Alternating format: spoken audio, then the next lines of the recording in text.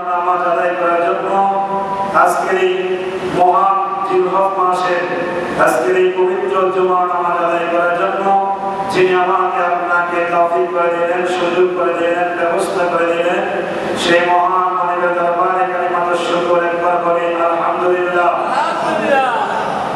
আল্লাহ পাকের দরবারে আরো অসংখ্য অগণিত শুকর ও সুজুদ জ্ঞাপন করছি সেই মহান রব্বুল ইজ্জতের দরবারে, যে মহান রব্বুল ইজ্জত, যে মহান আল্লাহ জাল্লা শানুহু আমাকে আপনাকে আমাদের সমাজের বিভিন্ন শ্রেণী বিভিন্ন পেশার মানুষকে নিয়ে যাচাই বাছাই করে আজকের এই গুরুত্বপূর্ণ মুহূর্তে যিনি আমাকে আপনাকে হাজির করে দিলেন, উপস্থিত করে দিলেন, সেই মহান মালিকের দরবারে কালিমাতুশ শুকর আওয়াজ দিয়ে আমরা একবার বলি আলহামদুলিল্লাহ। আল্লাহ পাকের দরবারে শুকর আদায় করলে আমাদের লাভ না লস? কথা বলেন সবাই, লাভ না লস? আমাদের নিয়ামত পারে না করে? নিয়ামত বাড়িয়ে দিবেন এই ওয়াদা আমাদের সাথে করেছেন যিনি, তিনি আমাদের কে? আল্লাহ। আওয়াজ তো বলেন তিনি কে? আল্লাহ। আল্লাহর ওয়াদার কোনো রদ বদল আছে? না। আল্লাহর ওয়াদার সাথে কোনো খেলাপ আছে? আল্লাহ যা বলেন তাই করেন, কথা বলেন ঠিক কিনা? তো সেজন্য আল্লাহ রাব্বুল আলামিন যেন আমাদের প্রত্যেককে আল্লাহর শানের বান্দা হিসেবে, আল্লাহর কৃতজ্ঞ বান্দা হিসেবে আল্লাহ আমাদেরকে কবুল করে নেয়, সকলে বলি আমিন। সম্মানিত উপস্থিতি, সম্মানিত হাজিরিন, তারিখুন নাহার, কুরবানির ইতিহাস আপনারা ভালোই জানেন, কম জানেন না। আমার চেয়ে বয়োজ্যেষ্ঠ যারা আছেন, আমার বাবার বয়সী, বাবার চেয়েও মুরব্বিয়ানে কেরাম এখানে আছেন, আপনারা অনেক ভালো জানেন, আমার চেয়েও ভালো জানেন, যেহেতু আপনারা বয়োজ্যেষ্ঠ। তারপরে আপনাদেরকে একটু স্মরণ করে দিচ্ছি সেই কুরবানির ইতিহাস, যে কুরবানি প্রতি বছর আমাদের মাঝে আমাদেরকে স্মরণ করে দেয় যে এই কুরবানি আল্লাহর পয়গম্বর হযরত ইব্রাহিম আলাইহিস সালাতু ওয়াস সালামকে আল্লাহ পরীক্ষা করেছেন, আর এমন পরীক্ষার মাধ্যমে পরীক্ষা দিয়ে আল্লাহর পয়গম্বর জলিলুল কদর পয়গম্বর হযরত ইব্রাহিম আলাইহিস সালাতু ওয়াস সালাম আল্লাহর সেই মহান পরীক্ষার মধ্যে তিনি উত্তীর্ণ হয়েছেন, যদি বলি সুবহানাল্লাহ। মুসলমান ইমানদার, হযরত ইব্রাহিম আলাইহিস সালাতু ওয়াস সালাম যখন বয়স তার, ইব্রাহিম আলাইহিস সালাতু ওয়াস সালাম বিবাহ বন্ধনে আবদ্ধ হওয়ার পর ইব্রাহিম আলাইহিস সালাতু ওয়াস সালামের স্ত্রী, তার পত্নী, তার নাম ছিল হযরত সারা আলাইহিস সালাতু ওয়াস সালাম। এই দুইজন বিবাহ বন্ধনে আবদ্ধ হয়ে যাওয়ার পর যখন অনেকগুলো বছর কেটে গেল, যাওয়ার পর হযরত ইব্রাহিম আলাইহিস সালাতু ওয়াস সালাম আল্লাহ শিখিয়ে দেওয়া বাণী আল্লাহ বলেছেন, লা তাকুনাতু মিন রাহমাতিল্লাহ। ইব্রাহিম আলাইহিস সালাতু ওয়াস সালাম সন্তান ধারণ করতে পারে না, সন্তান জন্ম দিতে পারে না। হযরত সারা আলাইহিস সালাতু ওয়াস সালামের গর্ভের মধ্যে কোনো সন্তান জন্ম নেয় না, সন্তান জন্ম নিচ্ছে না। ইব্রাহিম আলাইহিস সালাতু ওয়াস সালাম কোনো পেরেশান হন না।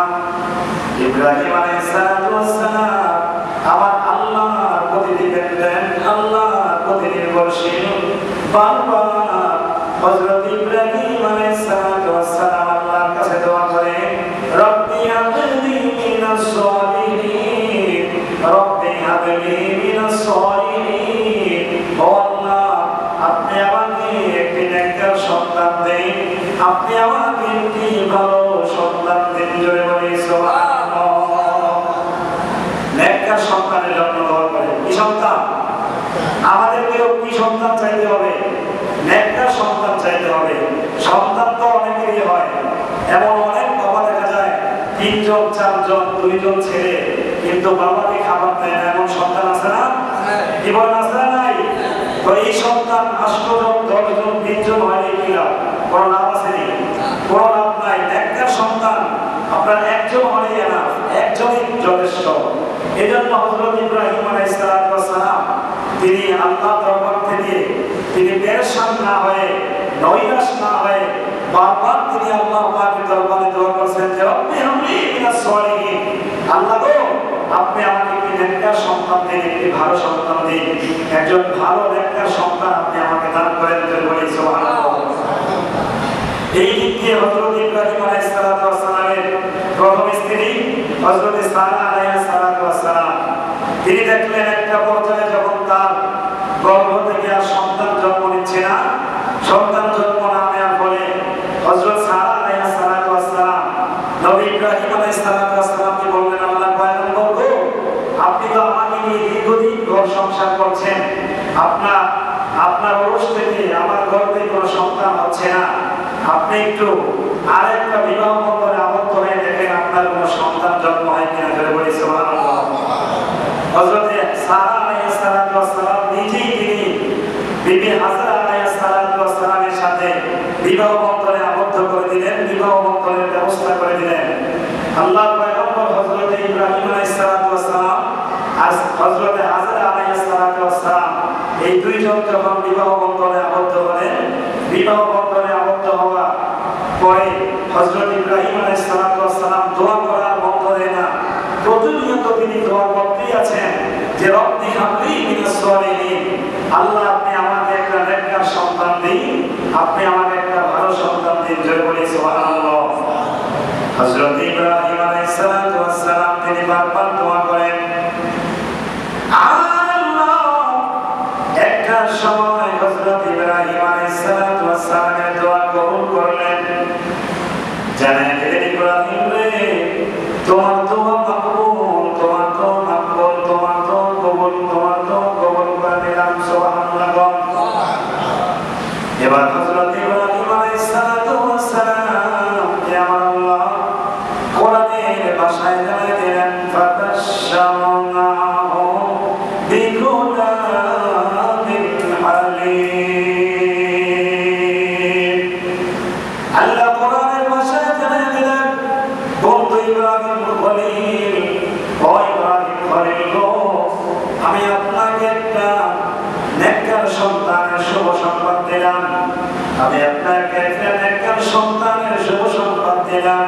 ফাবাশশারনাহু বিগুলামিন হালিম, এই সন্তানটা নেককার হবে, সাথে সাথে এই সন্তানটা সবরকারী হবে, সাথে সাথে এই সন্তানটা পৃথিবীর সবচেয়ে ধৈর্যশীলদের মধ্যে একজন ধৈর্যশীল হবে বলে বলি সুবহানাল্লাহ।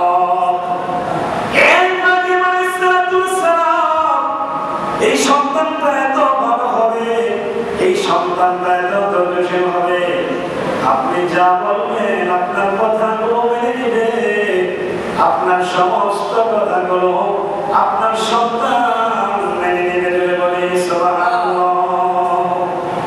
বলে যে ফাবাশশারনাহু বিগুলামিন হালিম, আমি আপনাকে এক সন্তান দিলাম, এর সাথে সাথে আমি আপনাকে একজন ধৈর্যশীল সন্তানের শুভ সংবাদ দিলাম। এই সন্তানটা আপনার জন্য ধৈর্যশীল হবে, আপনি যা বলবেন সেই কথা মেনে নেবে। আল্লাহ বলেন ফাবাশশারনাহু বিগুলামিন হালিম ফালাম্মা বালাগা মা'আহু সা'য়া ক্বালা ইয়া বুনাইয়া ইন্নী আরা ফিল মানাম।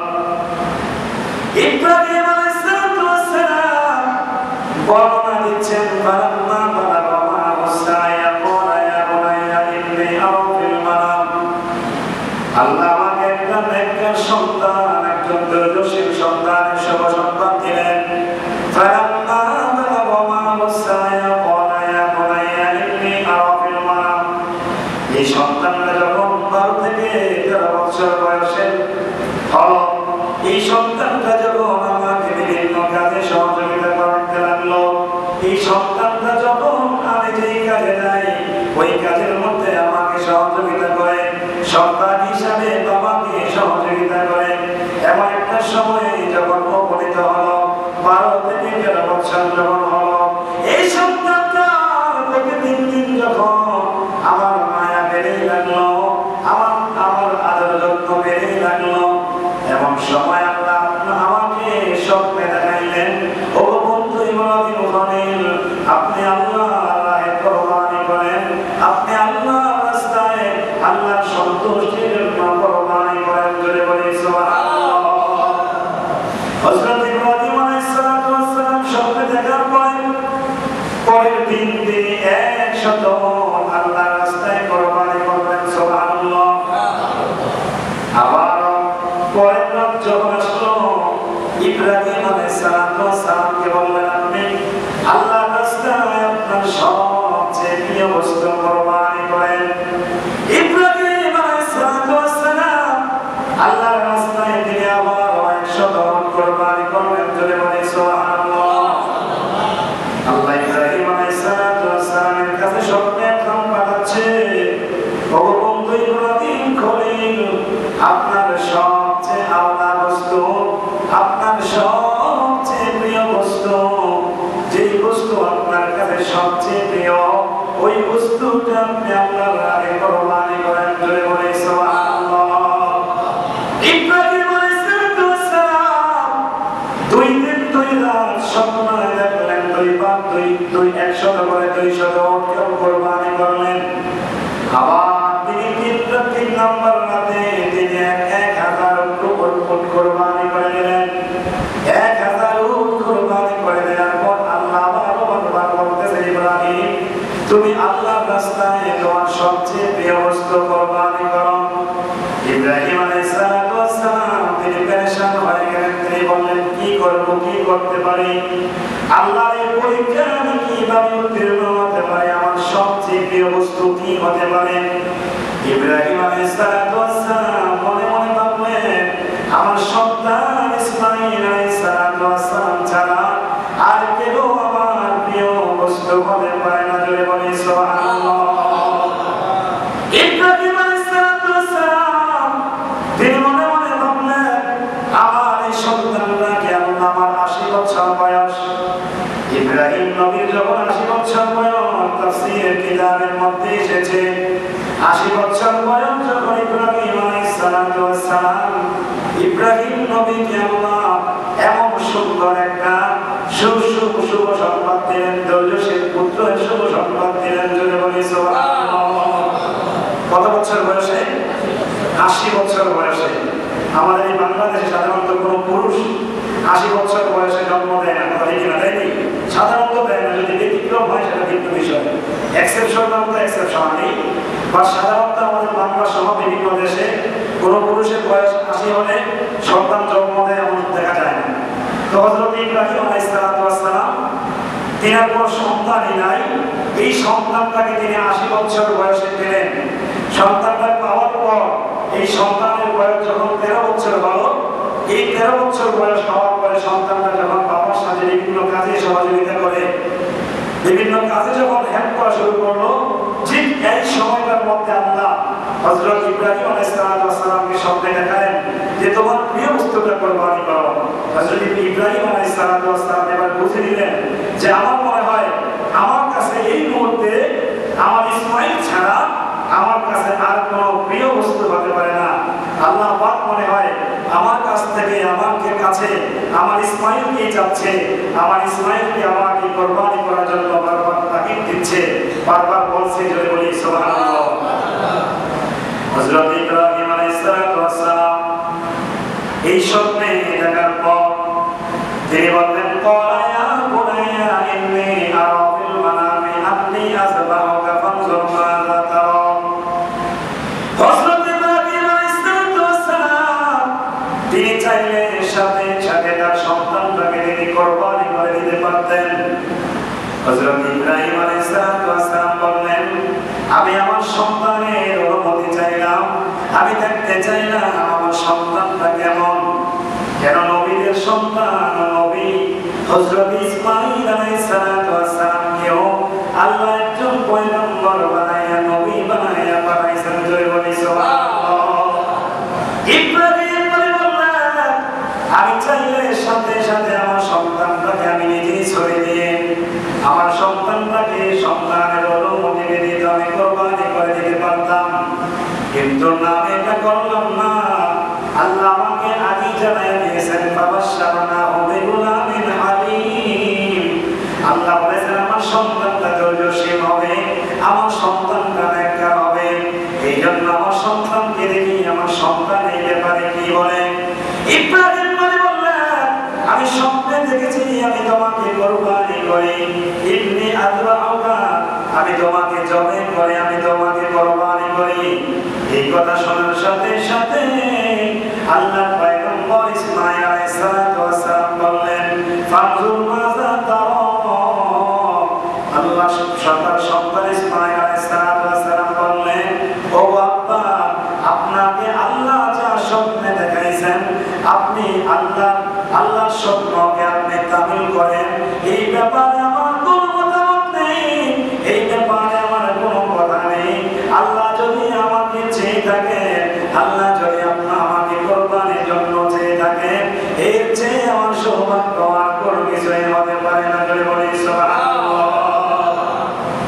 এবার হযরত ইসমাঈল আলাইহিস সালাতু ওয়াস সালাম কে বললেন, ফানজুর মাযা তারা। ইসমাঈল নবী বললেন, ক্বালা ইয়া আবাতি ফাল মা তুমার। আল্লাহ আপনাকে যা আদেশ দিয়েছেন, আল্লাহর আদেশটাকে আপনি কামিল করুন, আল্লাহর আদেশটাকে আপনি কমপ্লিট করুন, সম্পূর্ণ করুন। সাতাজিদুনি ইনশাআল্লাহু মিনাস সালিমিন। সাতাজিদুনি ইনশাআল্লাহু মিনাস সাবিরিন। আব্বা গো, অচিরেই আপনি আমাকে ধৈর্যশীল হিসাবে পাবেন। এই জন্য আমার বলা হচ্ছে, আমার কোনো কিছুই বলা নাই, আমি কোনো কিছুই বলতে চাই না, আমি কোনো কিছুই বলতে চাই না। আপনি আল্লাহর হুকুম কমপ্লিট করুন। জয় বলি সুবহানাল্লাহ। আমরা আসলে কুরবানি করি হযরত ইব্রাহিম নবীকে স্মরণ করে। কোন নবীকে স্মরণ করে? ইব্রাহিম নবীকে। আল্লাহ রাসূল কি জিজ্ঞাসা করলেন, আল্লাহ রাসূলের কাছে জানতে চাইলেন যে, ইয়া রাসূলুল্লাহ, মা হিয়াল আদাহি, মা হাযিহিল আদাহি, যে কুরবানিটা কি, এই কুরবানিটা আমরা কেন করব? আল্লাহ রাসূল বললেন যে, হাযিহি সুন্নাতু আবিকুম ইব্রাহিম। এটা হচ্ছে যে জাতির পিতা হযরত ইব্রাহিম আলাইহিস সালাতু ওয়াস সালামের পক্ষ থেকে তোমাদের জন্য সুন্নাত, তোমাদের জন্য সুন্নাত। বলি সুবহানাল্লাহ। আল্লাহ নবীর কাছে জানতে চাইলেন, ক্বালু ফামা ইয়া রাসূলুল্লাহ। আল্লাহর নবী গো, এই কুরবানি করলে আমাদের জন্য কোনো ফজিলত আছে কিনা? আল্লাহর নবী গো, এই কুরবানির মধ্যে আমাদের জন্য কোনো সিগনিফিকেন্স আছে কিনা, কোনো তাৎপর্য আছে কিনা? আল্লাহর নবী বললেন, বিকুল্লি শারাতিন হাসানা। এই কুরবানির পশুর প্রত্যেকটা পশমের বিনিময়ে আল্লাহ তোমাদেরকে হাসানা দিয়ে থাকেন, আল্লাহ তোমাদেরকে নেক আমল দিয়ে থাকেন। জোরে বলি সুবহানাল্লাহ। আল্লাহ হযরত ইব্রাহিম আলাইহিস সালাতু ওয়াস সালামকে কুরবানি করার জন্য বলেছেন, ওই দিক দিয়ে আল্লাহ হযরত আদম আলাইহিস সালাতু ওয়াস সালামকে কুরবানি করার জন্য বলেছেন। জোরে বলি সুবহানাল্লাহ। হযরত আদম নবীর কুরবানির সিস্টেম আর হযরত ইব্রাহিম আলাইহিস সালাতু ওয়াস সালামের কুরবানির সিস্টেম ইজ নট ইকুয়াল। দুইজনের কুরবানি এক নয়। আল্লাহ হযরত আদম আলাইহিস সালাতু ওয়াস সালামকে কুরবানি করার জন্য এইভাবে বলেছিলেন। হযরত আদম আলাইহিস সালাতু ওয়াস সালামকে যখন এই পৃথিবীর জমিনে পাঠালেন, হযরত আদম আলাইহিস সালাতু ওয়াস সালাম এবং মা হাওয়া আলাইহিস সালাতু ওয়াস সালামকে এই দুইজনের মধ্য দিয়ে আল্লাহ জোড়ায় জোড়ায় সন্তান পাঠাতেন। আর এই জোড়ায় জোড়ায় সন্তান পাঠাতে পাঠাতে আল্লাহ এই জমিনের মধ্যে 182 জোড়া সন্তান আল্লাহ এই জমিনের মধ্যে পাঠিয়েছেন। জোরে বলি সুবহানাল্লাহ। কয় জোড়া? 182 জোড়া। হযরত আদম এবং মা হাওয়া আলাইহিস সালাতু ওয়াস সালামের মাধ্যমে আল্লাহ 182 জোড়া সন্তান, এই 182 জোড়া সন্তানই আজকে এই পৃথিবীর মধ্যে ডমিনেট করছে। কি কালো, কি ধলা, কি খ্রিস্টান, কি মুসলমান, কি বৌদ্ধ, কি নাসারা, প্রত্যেকটা ধর্মের মানুষ এই হযরত আদম এবং হাওয়া আলাইহিস সালাতু ওয়াস সালামের মাধ্যমে এসে প্রত্যেকটা মানুষের ব্যাপারে আল্লাহ রাসূল বললেন যে, কুল্লু মাওলুদুন ইউলাদু আলাল ফিতরা। প্রত্যেকটা মানুষ তার যে ধর্মের হোক না কেন, আপনার মনে করেন মুসলমান হোক অথবা হিন্দু হোক, বৌদ্ধ হোক, খ্রিস্টান হোক, আপনার যেই ধর্মের হোক না কেন, প্রত্যেকটা আল্লাহর বান্দা, প্রত্যেকটা আল্লাহর বান্দী এই পৃথিবীর জমিনে মুসলমান হয়ে জন্মগ্রহণ করে। জোরে বলি সুবহানাল্লাহ। কি হয়ে জন্মগ্রহণ করে? বিষয়টা অবাক করার কথা না, যে এটা কেমন কথা না, এটাই কথা, হাদিসের কথাই নাই। হিন্দু হয়? কেন তারা বৌদ্ধ হয়? হ্যাঁ, এরা যখন আপনার বালেগ হয়, এরা যখন বয়স্কপ্রাপ্ত হয়, আমি যখন আমার যখন 7 বছর হয়েছে, 8 বছর হয়েছে, আমি যখন দেখলাম আমার বাবা মসজিদে যায়, আমি আমার বাবার দেখা দেখি আমিও তো মসজিদে যাওয়া শুরু করেছি, ঠিক না বলেন? আপনি যখন দেখছেন আপনার বাবা মসজিদে যাওয়া শুরু করেছে, ঠিক আপনিও মসজিদে যাওয়া শুরু করেছেন। ঠিক অন্যান্য ধর্মাবলম্বী যারা আছে, এরাও যখন তাদের ধর্মীয় উপাসনা যা আছে, আপনার গির্জা, মন্দির, এই এক একজনের এক এক উপাসনালয়, তো এরা যেই দিকে যায়, সন্তানগুলো ওই দিকে যায়। বিশেষ করে এই সন্তানগুলো বাজে খাওয়ার পর থেকে তারা অন্য ধর্মে সম্পূর্ণ কনভার্ট হয়ে যায়, অন্য ধর্মে ধর্মান্তরিত হয়ে যায়, আর তারা মুসলমান থাকে না। তো প্রিয় উপস্থিতি বলতেছিলাম, আল্লাহর পয়গম্বর হযরত আদম আলাইহিস সালাম, তার মধ্য থেকে এই 182 জোড়া সন্তান হলো। এই 182 জোড়া সন্তানের মধ্যে প্রথম যে 2 জোড়া, আল্লাহ এই 182 জোড়া সন্তান, এটা আপনার একটা ছেলে একটা মেয়ে দিত, মানে এক জোড়ার মধ্যে একটা ছেলে একটা মেয়ে। তো এইভাবে যখন 2 জোড়া সন্তান দিল, তো এই 2 জোড়া সন্তান দেওয়ার পর এবার যখন তারা বালক হলো, বয়স্ক হলো, মানে বিবাহ বন্ধনে আবদ্ধ হওয়ার সময় হলো, বয়সন্ধিকালে পৌঁছলো, এবার আদম আলাইহিস সালাম আল্লাহর কাছে জানতে চাইলেন, প্রভু গো, এরা এখন বয়সন্ধিকালে পৌঁছেছে, এখন তাদের বিবাহ বন্ধনে আবদ্ধ হওয়ার সময় হয়েছে, আমি তাদেরকে কিভাবে বিবাহ বন্ধনে আবদ্ধ করব? আমি কোন সিস্টেমে তাদেরকে বিবাহ বন্ধনে আবদ্ধ করে দিব? আমার আল্লাহ বললেন, আদম আলাইহিস সালাম, আমি তোমাকে শিখিয়ে দিলাম, এই যে দুইটা জোড়া আছে, এই 2টা জোড়ার সন্তানদের মধ্যে তুমি বিপরীত করে দাও। প্রথম জোড়ার সন্তান, প্রথম জোড়ার ছেলে সন্তান দ্বিতীয় জোড়ার মেয়ে সন্তানকে বিবাহ করবে, দ্বিতীয় জোড়ার ছেলে সন্তান প্রথম জোড়ার মেয়ে সন্তানকে বিবাহ করবে। বলুন সুবহানাল্লাহ। সিস্টেম শিখিয়ে দিলেন যে জোড়া তো 2টা, 2 জোড়ার মধ্যে 2 জন পুরুষ 2 জন নারী, তো এটাকে তুমি বিপরীত করে দাও। প্রথম জোড়ার ছেলে দ্বিতীয় জোড়ার মেয়ে, আবার দ্বিতীয় জোড়ার ছেলে প্রথম জোড়ার মেয়ের সাথে তুমি এভাবে বিবাহ বন্ধনে আবদ্ধ করে দাও। কিন্তু যখন আদম আলাইহিস সালাম এই সিস্টেম তার সন্তানের মাঝে বলল, বিশেষ করে এই 4 জন সন্তানের মধ্যে একজন ছেলের নাম ছিল হাবিল, আরেকজন ছেলের নাম ছিল কাবিল, একজন মেয়ের নাম ছিল আকলিমা, আরেকজন মেয়ের নাম ছিল লিওয়াজা।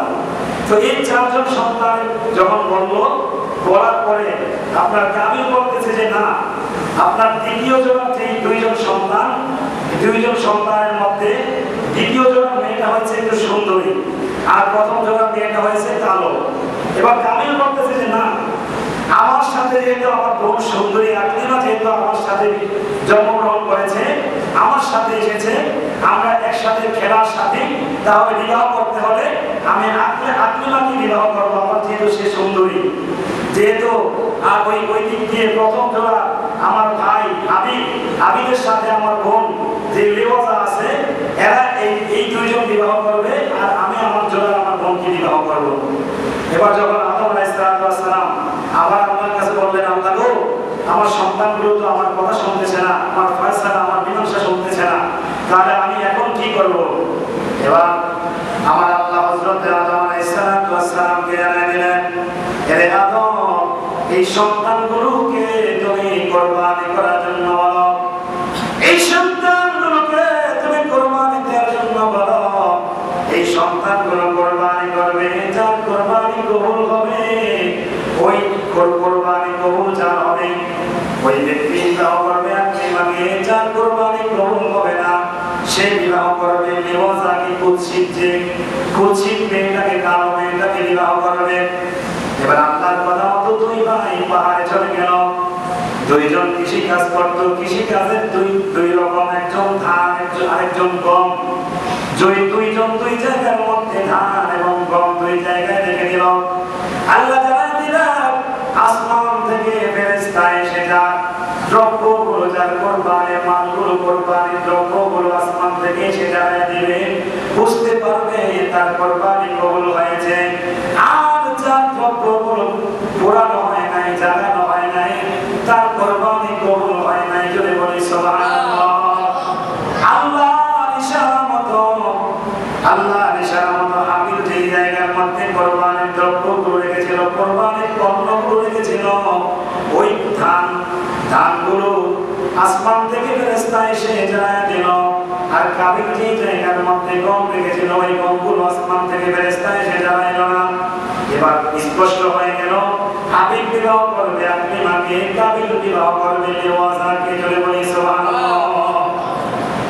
এবার স্পষ্ট হয়ে গেল যে হাবিল বিবাহ করবে কাবিলকে, আর কাবিল বিবাহ করবে লিওয়াজাকে। তারপরেও তারা মানতে রাজি না।